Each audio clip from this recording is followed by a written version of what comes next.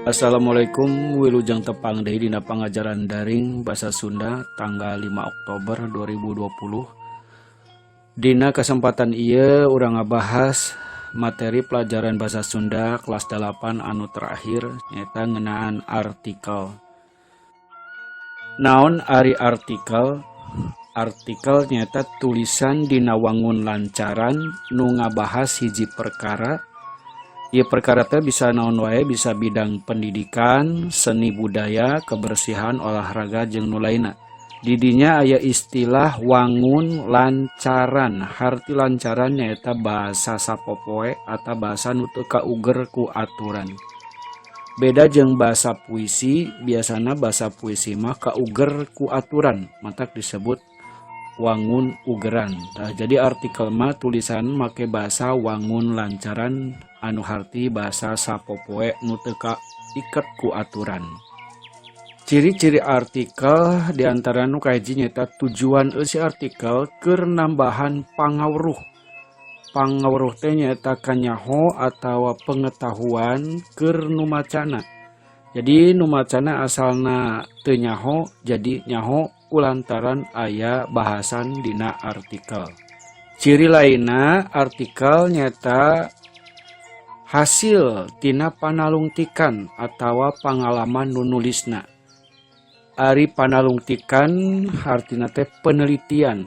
Dina harti si nulis teh meneliti hiji masalah, terus masalah eta ditulis dijieun artikel atawa pangalaman ka hiji tempat.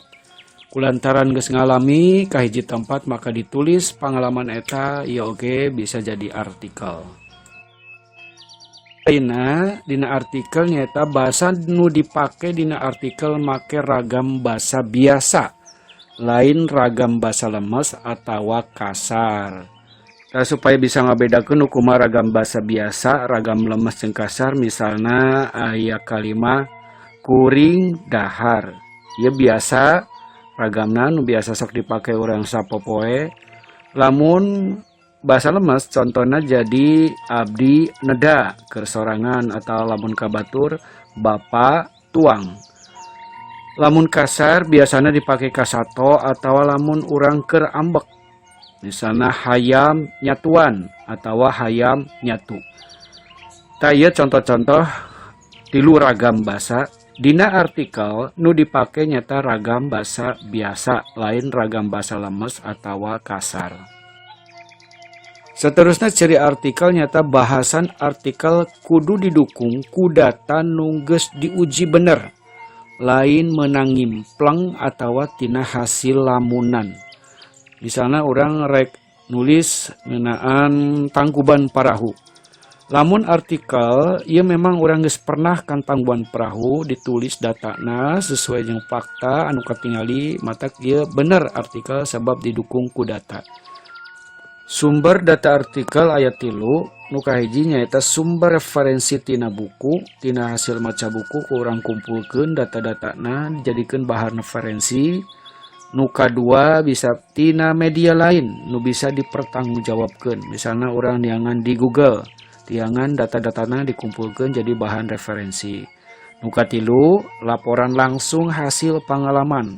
Orang langsung ka hiji lokasi dikumpulkan datana, ia bisa jadi sumber data artikel.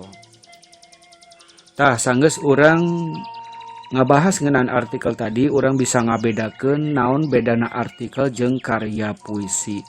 Jadi artikel mah didukung ku data, sedengkeun puisi teu didukung ku data, tapi bisa tina hasil imajinasi atawa lamunan.